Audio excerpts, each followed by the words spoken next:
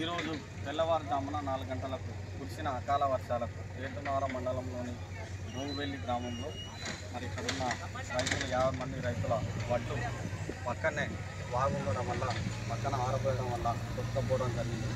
అకాల వర్షానికి ప్రకృతి చేసిన బీభత్సానికి ఎవరు బాధ్యత కాదు. మేము కూడా దీనిని మా మంత్రివర్యులు సీతక్క గారి దృష్టికి తీసుకుపోయినాం.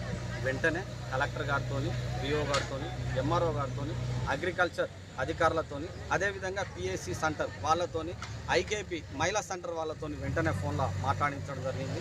ఇక్కడ రాగానే మంత్రి గారు నాకు ఫోన్ చేయడం వల్ల రైతులందరితో మాట్లాడించడం జరిగింది. రైతులందరూ అధైర్యపడద్దు. ఇక్కడ 50 మంది రైతులు పోసుకున్నారు.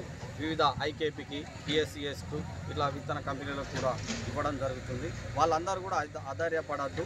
వాళ్ళకు దరిదాపు ఇక్కడ మేము చూసిన దాన్ని బట్టి అయితే 30 లక్షల నష్టం జరిగిందని మేము అంచనా వేస్తున్నాం.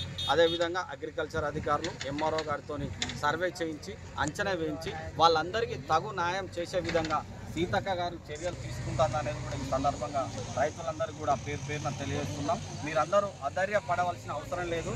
వెంటనే ఇక్కడ అమృత గారు మహిళా ఐకేపీ పెట్టినారు. ఆ అమృత గారికి కూడా అక్క గారికి కూడా చెప్పడం జరిగింది. ఎవరెవరు ఇక్కడ వడ్లు పోసిండ్రో ఆరబెట్టుకున్నారో వాళ్ళందరి పేర్లు కూడా వెంటనే ఎంఆర్ఓ గారికి లేక పిఓ గారి కన్నా లేకపోతే ఐకేపీ సెంటర్ వాళ్ళకి తీసుకొచ్చి మాకు ఇచ్చినా కూడా మేము మంత్రి గారి దృష్టికి, కలెక్టర్ గారి దృష్టికి తీసుకుపోయి వారికి వెంటనే తగిన న్యాయం చేసే విధంగా చర్యలు తీసుకుంటామనేది కూడా ఈ సందర్భంగా మీ అందరికీ తెలియజేస్తున్నాం. మీరందరూ కూడా అధైర్యపడద్దు. అకాల వర్షానికి, ప్రకృతి బీభత్సానికి ఎవరేం చేయలేరు. ప్రభుత్వం బాధ్యత కాదు. మీకు న్యాయం చేసే విధంగా ప్రభుత్వం చర్యలు తీసుకుంటా అనేది కూడా మీ అందరికీ కూడా మరోసారి తెలియజేస్తున్నాం.